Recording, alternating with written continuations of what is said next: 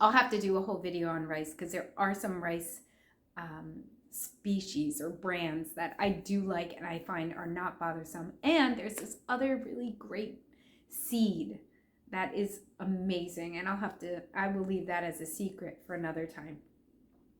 Okay, so as I was saying, I have the almond flour and the arrowroot. That is usually like my base that I use.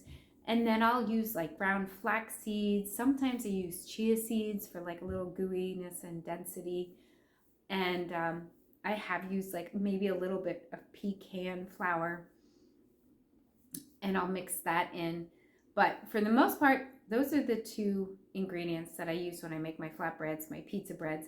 And you should have like a nice pottery pizza stone.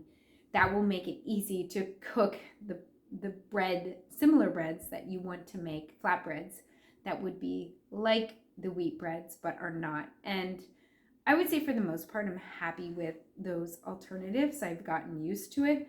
Of course, I do eat gluten-free bread. Once in a while, I'll have some rice bread.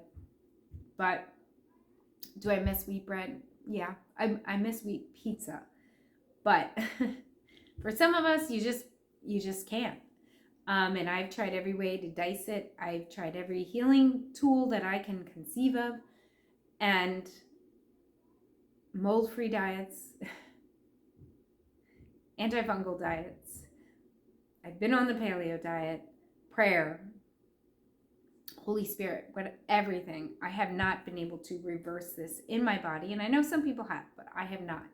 So maybe I'll get some comments on people who have done that. I've done meditation. I've done, I guess it's sort of like a hypnosis type thing, but not really hypnosis. It's like a, I don't know exactly what I call it, but you go into deep meditative state to kind of relax the body and reset the body. All right, so where was I? I'm like kind of jumping all over. I do like to use tapioca flour. So Bob Mills is a brand, or Bob's Red Mill. I do like Bob's Red Mill for the most part. Tapioca is a starch that I use to kind of make that binding effect. I use arrowroot more so, or I like arrowroot more so because it like fluffs up and rises more than the tapioca. Tapioca is kind of dense and it's gooey and it works, but arrowroot is really nice, and arrowroot is actually good for the digestive tract.